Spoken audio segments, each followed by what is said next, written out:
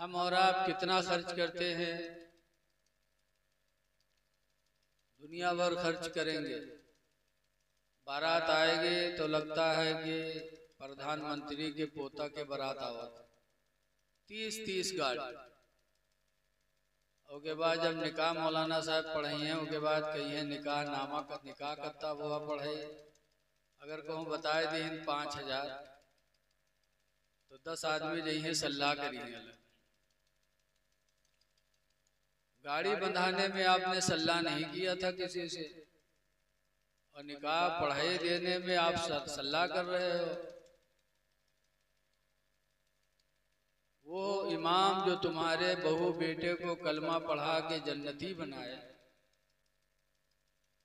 हदीस पाक में है मन काला ला इलाहा इल्लल्लाह, जिसने ला इलाहा इल्लल्लाह की बोली बोला, फदखलल जन्नह, तो वो जन्नत में दाखिल हो गया, वो जन्नती हो गया। बहू को कलमा पढ़ाए, बेटे को कलमा पढ़ाए, इमाम जन्नती बनाए, और उसको नजराना देने के लिए सल्ला, और 30 गाड़ी बंधावे में है, कोई सल्ला नहीं रहा। आज हमने निकाह को फजूल खर्ची का जरिया बना लिया। हुजूर ने कितनी सादगी से निकाह की, सादगी ही रसूलुल्लाह सल्लल्लाहु अलैहि वसल्लम के कामयाबी का सबब बनी। हुजूर सल्लल्लाहु अलैहि वसल्लम लेटते थे तो किस गद्दे पे लेटते थे? लिखा है टाट का एक परत होता था, टाट के एक परत पे सरकार लेटा करते थे। एक दिन हजरत उम्मे हबीबा रदियल्लाहु अन्हा सरकार की बीवी हैं, इन्होंने बिस्तर बिछाया तो डबल परत कर दिया। हुजूर जब तशरीफ लाए देखा तो फरमाया उम्मे हबीबा, आज तुमने डबल परत टाट की कर दिया। कहा इसलिए किया कि ताकि आपके बदन को सुकून मिल जाए। तो सरकार फरमाते नहीं, एक परत हटा लो, एक ही परत रखो, ज्यादा मोटा होगा, लेटेंगे तो सुकून मिलेगा, तो अल्लाह के जिक्र से कहीं गफलत न हो जाए। ये मेरे नबी की सादा जिंदगी थी। आवाज कितना मोटा गद्दा रहा था, 6 इंच 8 इंच, इतना मोटा गद्दा कि पड़ा था उमा तो धंसे पड़े रहा थे, करवट नहीं बदल पाओ। इसीलिए बीमारियां भी घेरती, जब हस्बे आदत करवट बदल नहीं पाओगे, धंसे पड़े रहोगे। हुजूर ने इतनी सादगी क्यों इख्तियार की? हमारे आप ही के लिए, वरना हुजूर की शान क्या है? हदीस पाक में अना आयशा कालत काला रसूलुल्लाह सल्लल्लाहु अलैहि वसल्लम, हजरत आयशा से रवायत है, फरमाती है अल्लाह के रसूल ने फरमाया, ऐ आयशा इन्नी लौ शिअतु, बेशक अगर मैं चाह लूं, लसारत मइया जबालुज़्ज़हब, तो अलबत्ता मेरे पीछे पीछे सोने के पहाड़ चला करें। अगर मैं चाहूं तो सोने के पहाड़ मेरे पीछे चले। लेकिन फरमाते अल फ़क़्रु फ़ख़्री, गरीबी में मुझे फख्र। सरकार ने सादगी पसंद किया, सोने के पहाड़ चला करे। सरकार को अल्लाह ताला ने मालिके कुल बना के भेजा था। इसीलिए आला हज़रत इमाम अहले सुन्नत फरमाते हैं कि खालिक़े कुल ने आपको मालिके कुल बना दिया, खालिक़े कुल ने आपको मालिके कुल बना दिया, और दोनों जहां हैं आपके कब्ज़ा इख्तियार में। सब कुछ मेरे नबी के कब्जे में, फिर भी सादा जिंदगी। और रसूलुल्लाह सल्लल्लाहु अलैहि वसल्लम की सादा जिंदगी देखकर सहाबा ने भी उसी को अपनाया। हजरत उमर फारूक आजम रज़ी अल्लाह ताला ऐसे अमीरुल मोमिनीन गुजरे हैं, मुसलमानों के अमीर कि कैसरो किसरा के बादशाह हजरत उमर का नाम सुनते थे तो कांप जाते थे, नाम सुनकर थर्राते थे। एक दफा कैसरो किसरा के बादशाह ने एक कासिद मदीना भेजा कि मदीना जाओ और पता लगा के आओ कि उमर का शाही महल कैसा है, उनका ताज कैसा है, उनका तख्त कैसा है, कि रहते मदीने में हैं और उनका नाम सुनकर हमारा बदन थरथरा जाता है, जाओ पता लगा के आओ। जब वो कैसरो किसरा का कासिद मदीना आया और मदीने में आने के बाद लोगों से पूछा कि अमीरुल मोमिनीन का शाही महल कहाँ है, लोगों ने हजरत उमर का झोपड़ा दिखाया, खजूर के पत्तों का झोपड़ा बना था, कहा यही हमारे अमीरुल मोमिनीन का घर है। कहा शाही महल कहाँ है, शाही महल कुछ नहीं है, इसी में हम सबके अमीरुल मोमिनीन रहा करते हैं। कहा फैसला कहाँ करते हैं, कहा मस्जिद नबवी, और मस्जिद नबवी भी झोपड़े ही की शक्ल में थी। तो हैरान रह गया कि झोपड़े में रहने वाले इंसान की ये दहशत कि कैसरो किसरा के बादशाह नाम सुनकर थर्राते। उसने कहा मैं उनसे मिलना चाहता हूँ। मदीने में तलाश किया, हजरत उमर को नहीं पाया। किसी ने बताया कि अभी अभी मैंने मदीने के बाहर खजूर की बाग में मैंने उनको सोते हुए देखा। तो कैसरो किसरा का कासिद मदीने के बाहर खजूर की बाग में गया तो क्या देखता है कि हजरत उमर जमीन के ऊपर लेटे हैं, हाथ की तकिया लगाए सो रहे,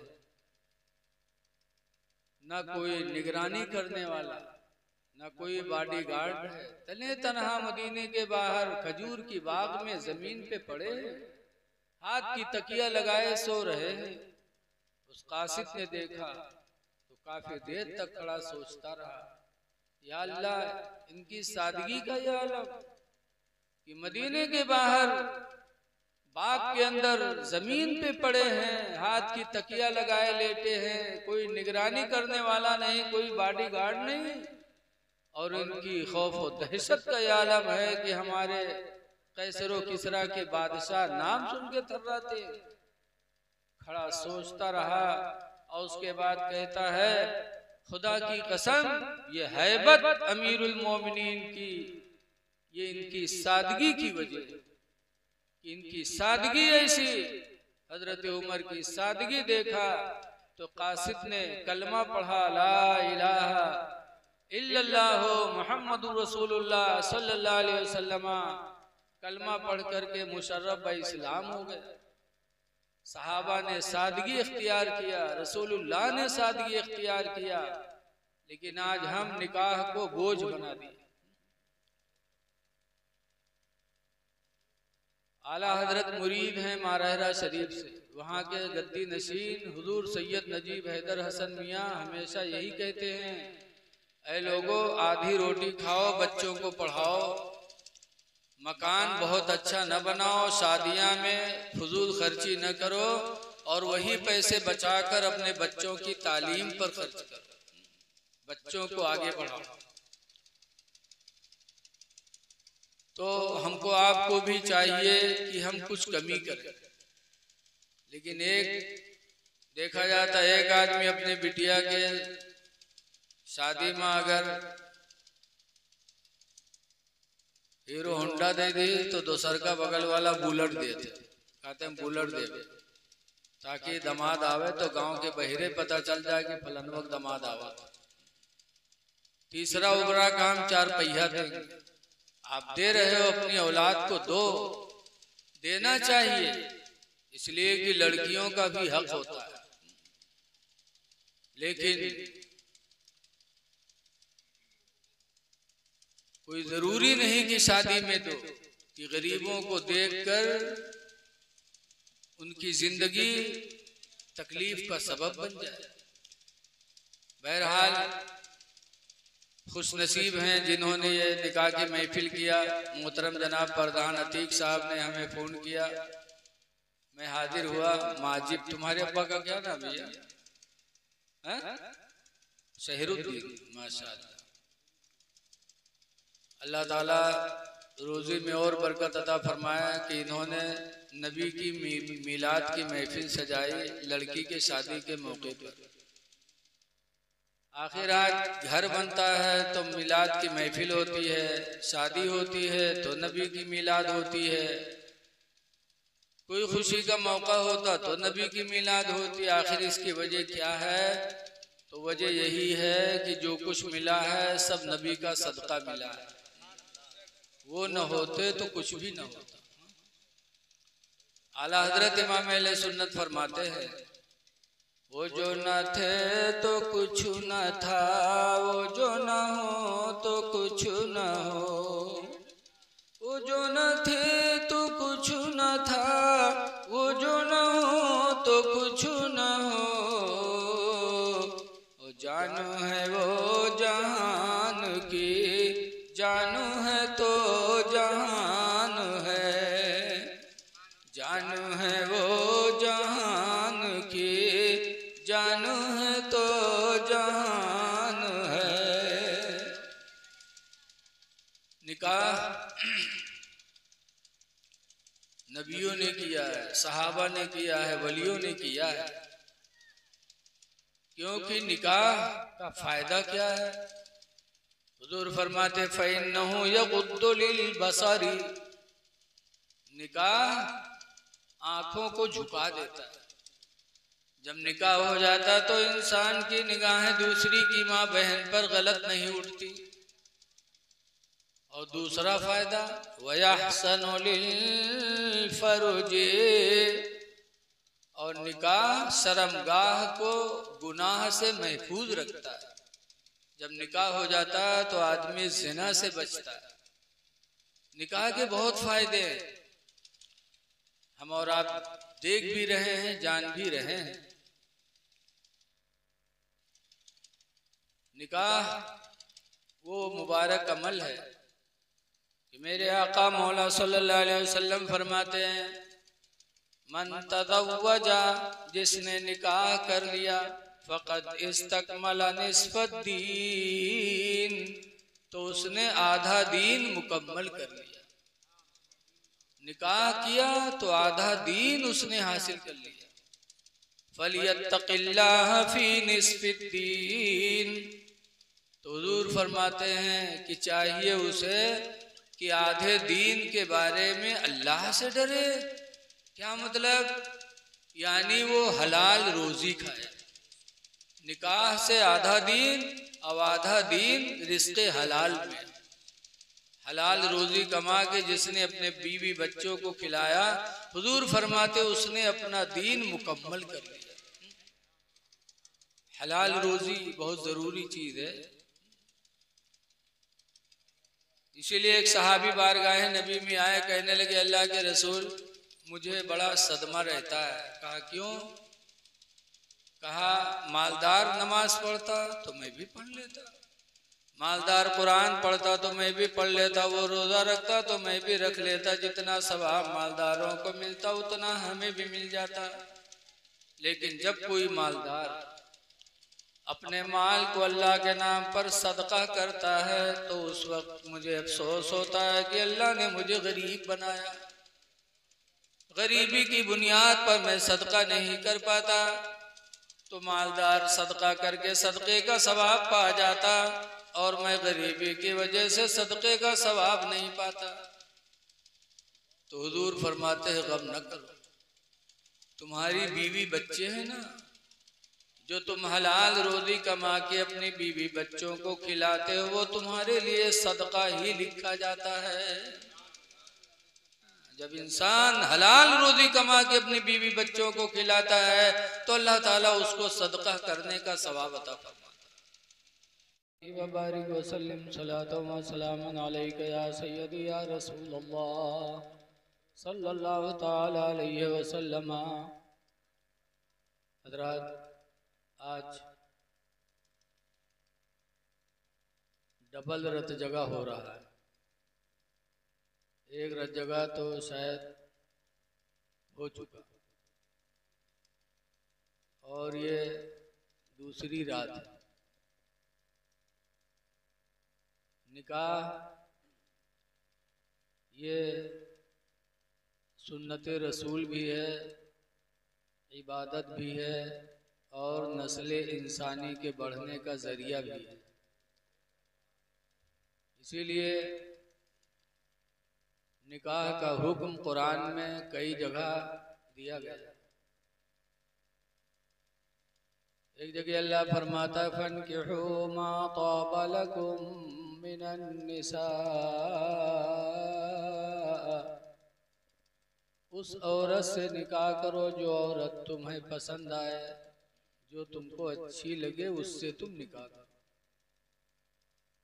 एक जगह अल्लाह फरमाता वन्किहुल अयामा मिनकुम, उससे निकाह करो जिसकी शादी न हुई हो। वस्सालिहीन मिन इबादिकुम, और ऐ औरतों उस नेक मर्द से शादी करो चाहे वो तुम में किसी का गुलाम ही क्यों न हो। व इमाइकुम, और ऐ मर्दो तुम उस लड़की से निकाह करो जो लड़की नेक हो चाहे तुम में किसी के यहाँ नौकरानी ही क्यों न हो। इन यकूनु फुकरा, अगरचे वो फकीर हों गरीब हों, फकीरी गरीबी न देखो, नेक देख के रिश्ता कर लो। अल्लाह वादा करता है युगनीहुमुल्लाहु मिन फज़लिही, अल्लाह उन्हें अपने फजल से माला माल बना देगा। निकाह के बारे में कई जगह आया है। निकाह इबादत है लेकिन आज उसको हम लोगों ने इतना भारी बना दिया फजूल खर्ची करके कि आज कुछ लोगों के लिए निकाह एक मुसीबत का सबब बन गया। नबी की जिंदगी हमने नहीं देखा कि जिस रसूल से हमें निकाह का पैगाम मिला उन्होंने कितनी सादगी से निकाह किया।